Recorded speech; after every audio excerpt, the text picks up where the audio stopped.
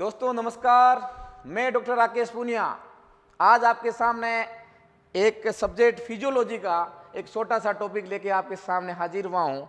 वो है बच्चों रक्त। किसके बारे में बात करते हैं? रक्त के बारे में, ब्लड के बारे में बात करते हैं।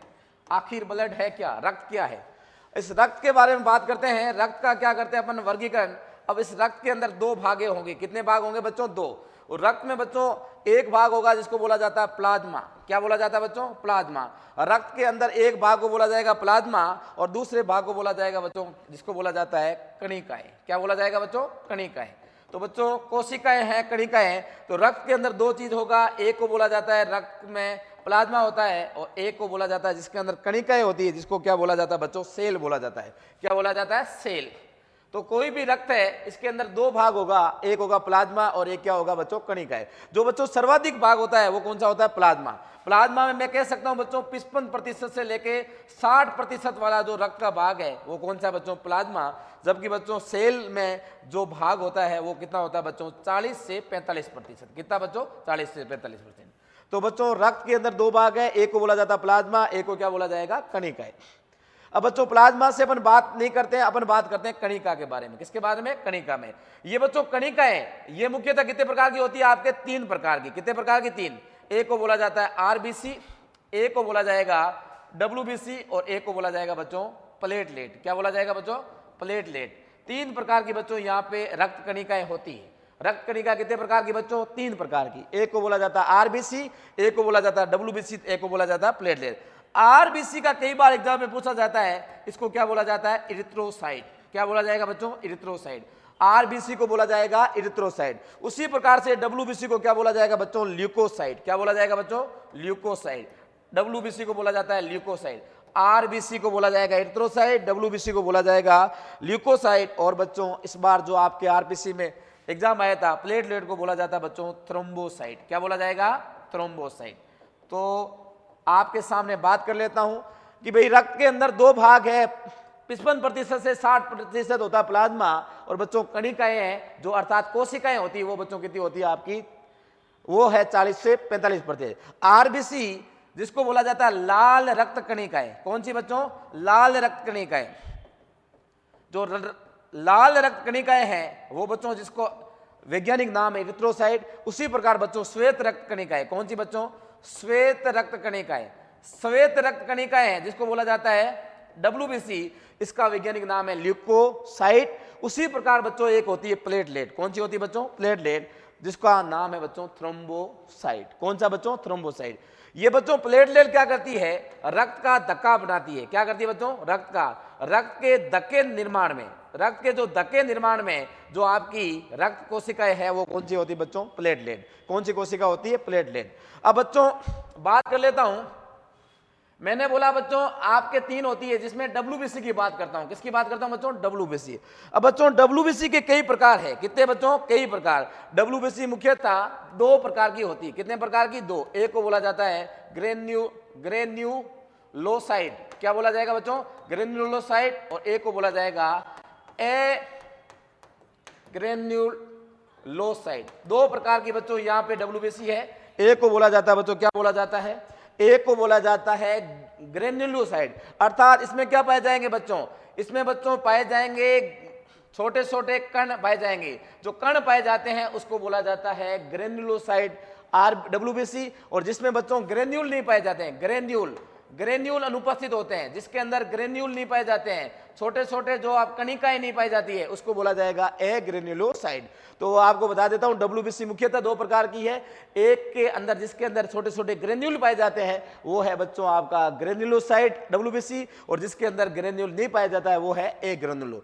अब बच्चों ये कितने प्रकार के होते हैं? ये बच्चों आपको है तीन प्रकार के। कितने प्रकार को मिलेंगे? तीन। इसको याद करना बच्चों, ये याद करोगे बेन। क्या याद करोगे? बेन। आप बेन याद करना। बे का मतलब क्या हो गया? बी का मतलब हो गया बेसोफिल। क्या हो गया बच्चों? बेसोफिल। एक है आपका बेसोफिल, एक का नाम है एसिडोफिल। क्या नाम है? एसिडोफिल। और एक का नाम एन का मतलब हो गया न्यूट्रोफिल। क्या नाम बच्चों? न्यूट्रोफिल। तीन प्रकार की बच्चों जिसके अंदर ग्रेन्यूल पाए जाते हैं। एक है बेसोफिल, एक है एसिडोफिल और एक का नाम क्या है बच्चों? न्यूट्रोफिल। और एसिडोफिल को अपन बोला जाता है बच्चों इयोसिनोफिल। क्या बोला जाता है? इयोसिनोफिल। इयोसिनोफिल, इसका अन्य नाम है इयोसिनोफिल। तो मैंने बोला जिसके अंदर ग्रेन्यूल पाए जाएंगे उसको याद करना बच्चों, बेन से याद करना। किससे याद करना? बेन। बेन का मतलब हो गया बेसोफिल, एक है एसिडोफिल, एक है न्यूट्रोफिल। बेसोफिल, एसिडोफिल और क्या हो गया बच्चों? न्यूट्रोफिल। ये बच्चों बेसोफिल जो कोशिका है ये बच्चों स्त्रावण करती है किसका बच्चों? हिस्टामिन का। किसका स्त्रावण करती है? हिस्टामिन। ये बच्चों हिस्टामिन का स्त्रावण करती है। ये बच्चों हिपेरिन का स्त्रावण करती है। किसका करती है? हिपेरिन। हिस्टामिन पता है बच्चों? हिस्टामिन आपको पता है कि आपके शरीर की जो मास्ट कोशिका होती है, मास्ट कोशिका है वो बच्चों किसका निर्माण करती है? बेसोफिल का। और बेसोफिल का मतलब हिस्टामिन मास्ट कोशिका द्वारा, हिपेरिन आपको पता है प्रतिस्कंदक है, इसका निर्माण कौन करती है बच्चों? बेसिडोफिल। ये बच्चों आपका एसिडोफिल है। एसिडोफिल बच्चों क्या है? आपकी जो एलर्जी में, एसिडोफिल आपकी एलर्जी में और बच्चों आपका जो परजीवी संक्रमण है, कोई भी एलर्जी हो गया और आपका जो परजीवी संक्रमण हुआ है उस समय परजीवी संक्रमण में जो आपकी कोशिकाएं काम होती है वो कौन सी होती है? एसिडोफिल। और बच्चों न्यूट्रोफिल आपका क्या काम करता है? आपका जो न्यूट्रोफिल है ये बच्चों आपका क्या करता है? सुरक्षा, आपके शरीर के अंदर जो सुरक्षा प्रदान करेगा, जो शरीर के खिलाफ किसी दुश्मनों से लड़ने का काम करेगा वो कौन करेगा बच्चों? न्यूट्रोफिल। तो मैंने बोला है कि जिसके अंदर ग्रेन्यूल उपस्थित होंगे, ग्रेन्यूल बच्चों क्या होंगे? उपस्थित, और जिसके अंदर ग्रेन्यूल उपस्थित होंगे उसको क्या बोला जाएगा बच्चों? ग्रेन्यूलोसाइड बोला जाएगा। ये 3 प्रकार की है। बेन से याद रखना, बेन में एक है बेसोफिल जो हिस्टामिन हिपेरिन का स्त्रावण करती है, एसिडोफिल जिसको इयोसिनोफिल बोला जाता है जो एलर्जी तथा परजीवी संक्रमण में काम आती है, न्यूट्रोफिल जो क्या करती है बच्चों? सुरक्षा प्रदान करती है। जिसके अंदर बच्चों ग्रेन्यूल नहीं पाए जाते हैं वो बच्चों मुख्यतः कितने प्रकार के होते हैं? 2 प्रकार के। कितने प्रकार के बच्चों? 2। एक का नाम है मोनोसाइड, इसको याद करना है। 2 प्रकार के होते हैं, एक को बोला जाता है बच्चों मोनोसाइड। कौन सा साइड? मोनोसाइड। और एक को बोला जाता है बच्चों लिम्फोसाइड। तो बच्चों जिसके अंदर ग्रेन्यूल नहीं होते हैं वो 2 प्रकार के हैं, एक का है बच्चों मोनोसाइड, एक का है लिम्फोसाइड। मोनोसाइड ये भी बच्चों क्या करता है? सुरक्षा की तरह, जैसे न्यूट्रोफिल काम करता था उसी प्रकार से बच्चों आपका काम कौन करेगा? मोनोसाइड करेगा। क्या करेगा? मोनोसाइड। और सुरक्षा का काम करेगा। सुरक्षा मतलब किसी को नष्ट करना है, खाना है, भक्षण का कार्य कौन करेगा? मोनोसाइड। और बच्चों जो आपका प्रतिरक्षा का काम, प्रतिरक्षा का अर्थात आपको सुरक्षा प्रदान करेगा, दुश्मनों से लड़ने के लिए जो प्रतिरक्षा प्रदान करेगा वो कौन करेगा बच्चों? लिम्फोसाइड। और ये ये लिम्फोसाइड भी बच्चों 2 प्रकार की होती है। एक का नाम है बी लिम्फोसाइड। क्या नाम है बच्चों? B lymphocyte. और एक का नाम है बच्चों टी लिम्फोसाइड। क्या नाम है बच्चों?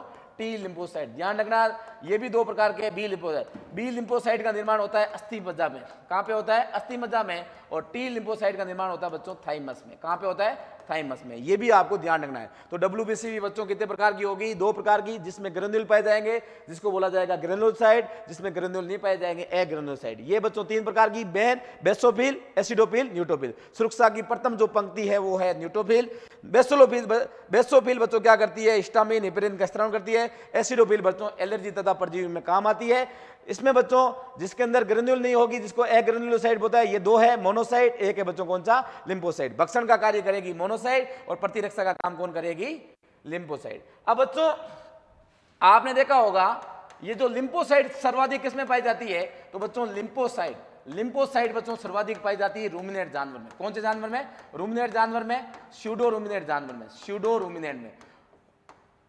और बच्चों किसमें? पोल्ट्री में। पोल्ट्री में इनमें बच्चों सबसे ज्यादा क्या पाई जाती है? लिम्फोसाइड। और बच्चों जो न्यूट्रोफिल है, न्यूट्रोफिल वो सर्वाधिक, न्यूट्रोफिल जो सर्वाधिक है वो बच्चों किसमें पाई जाती है? तो ये आपको पता होना चाहिए, ये घोड़े में पाई जाती है, ये आपको पता है कुत्ते में पाई जाती है, ये आपको किसमें पाई जाती है? बिल्ली में। ये भी आपको ध्यान रखना है। एक बच्चों क्वेश्चन आता है सीरम क्या है? क्या बच्चों? सीरम। सीरम क्या है? तो ध्यान रखना बच्चों जो प्लाज्मा है इस प्लाज्मा में माइनस कर दो बच्चों किसको? फाइब्रिनोजन को। प्लाज्मा में फाइब्रिनोजन को हटा देते हैं तो क्या प्राप्त होता है बच्चों? सीरम। ये भी एग्जाम में कई बार पूछा जाता है सीरम क्या है? तो सीरम का मतलब आपने जो प्लाज्मा, रक्त में मैंने बोला एक प्लाज्मा होता है, एक होती है रक्त कणिकाएं। इस प्लाज्मा में से एक आप बाहर निकाल दो, फाइब्रिनोजन प्रकार का जो है प्रोटीन है उसको बाहर निकाल दो तो आपका क्या बनेगा बच्चों? सीरम बनेगा। तो इस क्लास में इतना ही, एक छोटा सा वीडियो बनाना था तो इस क्लास में इतना ही। अगली क्लास में फिर हाजिर होऊंगा, तब तक के लिए राम राम, खमा गणी, जय हिंद, जय भारत।